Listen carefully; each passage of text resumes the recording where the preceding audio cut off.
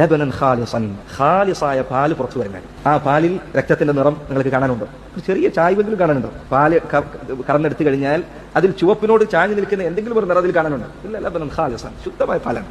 അതിൽ കാഷ്ടത്തിന്റെ നിറം എന്തെങ്കിലും തോന്നിക്കുന്നുണ്ടോ? അതിൽ ഇല്ല, ശുദ്ധമായ പാലാണ്. അതിന്റെ മണമുണ്ട്, രക്തത്തിന്റെ മണമുണ്ട്, അതിന് കാഷ്ടത്തിന്റെ മണമുണ്ടോ? ഇതൊക്കെ അതിന്റെ വയറിൽ തൊട്ടടുത്ത് തന്നെയാണ് നിൽക്കുന്നത്. അല്ലെ, അകിടിനോട് അടുത്ത് തന്നെയാണ് ഈ പറഞ്ഞ രക്തവും ഈ പറഞ്ഞ കാഷ്ടവും ഒക്കെ ഉള്ളത്. പക്ഷെ അല്ലാഹു സുബ്ഹാനഹു വ തആല ഇവക്കിടയിൽ നിന്ന് നിങ്ങൾക്ക് പുറത്തു കൊണ്ടുവന്ന് നൽകുന്നത് ലബനൻ ഖാലിസൻ, ശുദ്ധമായ പാലാണ്. ഇതാണ് ഇഖ്ലാസ്. ഇതാണ് ഇഖ്ലാസ് എന്ന് പറഞ്ഞത്. അമലുകൾ, പ്രവർത്തനങ്ങൾ, അള്ളാഹുവിനുള്ള ഇബാദത്തുകൾ, അവയിൽ ഒരാൾക്കും ഒരു പങ്കും ഉണ്ടാകാതിരിക്കുക. ജനങ്ങൾ ഒരാൾക്കും, എന്റെ ചുറ്റുപാട് നിൽക്കുന്ന ആളുകൾ, അവർക്ക് അതിൽ നിന്ന് ഒരു പങ്കും ഉണ്ടാകാതിരിക്കുക. അള്ളാഹുവിന് മാത്രമാക്കുക, ശുദ്ധമാക്കി മാറ്റുക.